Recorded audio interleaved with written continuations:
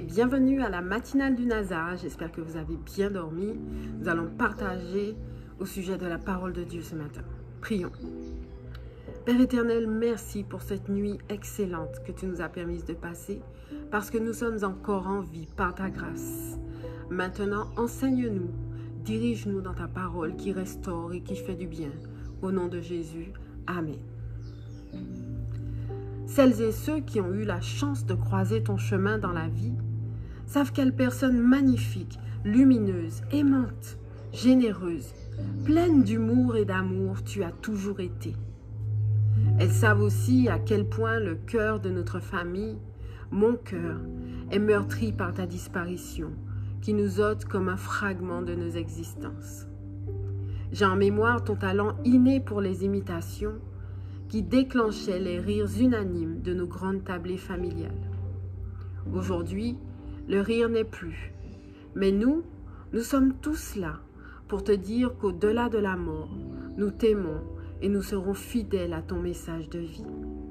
Il me revient non pas l'honneur, mais la peine immense de dire quelques mots pour honorer ta mémoire. Mais je sais qu'elle vit toujours dans les esprits et dans les cœurs de toutes celles et ceux nombreux qui t'aiment. Repose comme tu as vécu, en paix, dans l'amour des tiens. Le titre de notre message ce matin, que dira-t-il de toi? Les éloges funèbres sont souvent très chargés en émotions, parce qu'elles parlent d'un être cher qui n'est plus là et qu'on ne verra plus. On retrace la vie de la personne disparue. On parle de son caractère, de ses qualités, de ses défauts parfois.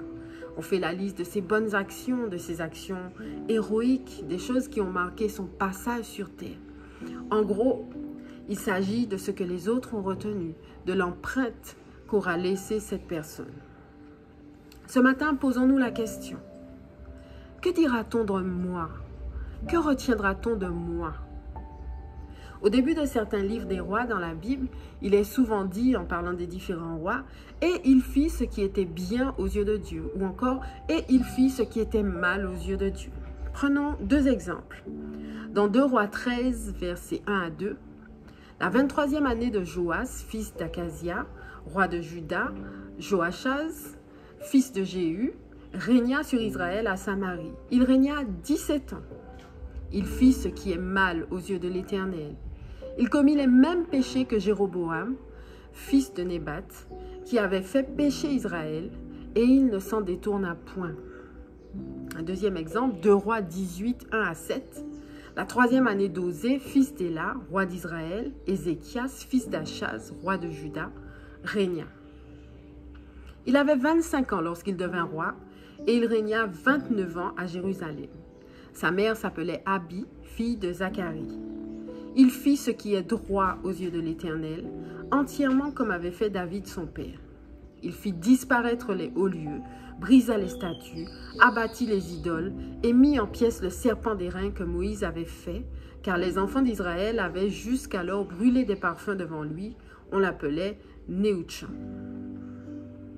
Il mit sa confiance en l'Éternel, le Dieu d'Israël, et parmi tous les rois de Juda qui vinrent après lui ou qui le précédèrent, il n'y en eut point de semblable à lui.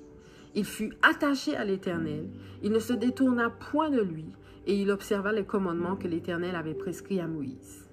Et l'Éternel fut avec Ézéchias, qui réussit dans toutes ses entreprises. Il se révolta contre le roi d'Assyrie, et il ne lui fut point assujetti. Waouh! Mais quel éloge! Si on devait aujourd'hui écrire quelque chose à ton sujet, que dirait-on de toi? Au sujet des actions que tu as accomplies? As-tu fait le bien autour de toi? As-tu porté un intérêt à ceux qui t'entourent? As-tu accompli de grandes choses, réalisé des projets utiles? As-tu participé à l'avancement d'une cause? As-tu donné de ton temps dans une association caritative? As-tu peut-être même sauvé quelqu'un de la noyade? As-tu été à contre-courant pour une juste cause? As-tu juste accordé de l'attention à une personne ou à un groupe de personnes sans pour autant que tu y trouves un intérêt? Que dira-t-on de ton caractère? Pourra-t-on parler de toi en disant que tu étais aimable, accessible, plein d'humour et d'amour, sincère, sérieux, ponctuel, droit, rempli de sagesse? Dira-t-on de toi que tu étais digne de confiance, charitable, de bons conseils, patient, de bonne influence? Et qu'en est-il de l'empreinte que tu laisses? Auras-tu inspiré quelqu'un? Se souviendra-t-on de toi positivement? Certains diront que tout ça leur est bien égal, que ce qui compte pour eux, c'est ce que Dieu pense d'eux. Mais ce que Dieu pense de nous passe aussi par qui nous sommes pour les autres. Mais parlons-en. Si Dieu écrivait à ton sujet aujourd'hui, pourrait-il dire « Il ou elle a fait ce qui est bien à mes yeux, comme je lui ai enseigné, et il ne s'en est point détourné. » Il n'est pas trop tard. Tous ces rois, à travers leur position, ont eu à prendre des décisions, à faire des choix. Et je pense qu'ils avaient à leur niveau tout autant de difficultés que nous. Mais la force de leurs sentiments envers Dieu a fait toute la différence. L'exercice peut paraître morbide, mais je t'invite à prendre 5 minutes pour imaginer ce que tu aimerais que l'on dise de toi, ce que tu aimerais que Dieu dise de toi. S'il le faut, écris-le et présente-le à Dieu.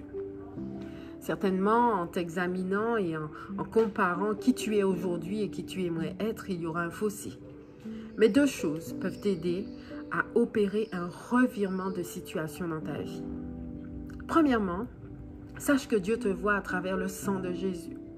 Donc pour le moment, l'heure n'est pas au jugement, mais à la grâce. Ce qui signifie que tu peux encore changer le cours des choses. Tu peux devenir meilleur. Tu peux accomplir de grandes choses. Tu peux t'intéresser aux autres. Tu peux améliorer ta vie de prière. Tu peux réaliser des rêves que Dieu avait mis sur ton cœur depuis déjà un moment. Tu peux te former dans toutes sortes de domaines. Il y a tellement de choses que tu pourrais faire. Et c'est maintenant, puisque tu ne connais ni le jour ni l'heure de ton départ, et encore moins le jour et l'heure du retour de Christ. Parce qu'après, il sera trop tard. La deuxième chose, c'est que la force de tes sentiments envers Dieu fera toute la différence.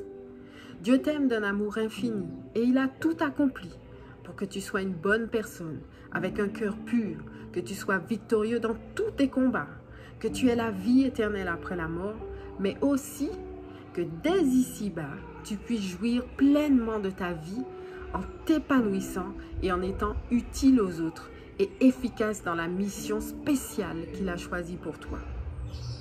Plus tu auras conscience de la portée de son amour, plus tu seras ferme dans tes sentiments envers lui et plus tu seras là où tu dois être, au moment où tu dois l'être, avec la bonne attitude, de sorte qu'au moment du bilan, Dieu pourra dire « Mon fils, ma fille a fait ce qui était bien à mes yeux. » Et il ou elle ne s'en est point détourné. Et si tu commençais aujourd'hui à travailler pour faire la fierté de ton Père Céleste? Prions. Dieu Tout-Puissant, tu es tellement excellent, tellement bon, tellement parfait. Et c'est vrai, nous aimerions faire ta fierté. Alors, fais-nous grâce de faire ce qu'il faut pour devenir meilleur, de t'entendre, de t'écouter, d'être à l'écoute de ton Saint-Esprit qui nous enseigne comment être, comment faire, quoi faire, que nous puissions rentrer pleinement dans ce plan divin excellent que tu as pour nous et que toute la gloire te revienne au nom de Jésus. Amen. Si tu ne connais pas encore Christ, si tu ne l'as pas encore accepté dans ta vie, eh bien sache qu'après cette petite vidéo, il y a une prière de repentance qui t'aidera à lui dire que tu veux l'accepter. Et si tu veux discuter avec nos pasteurs, leurs numéros vont aussi s'afficher.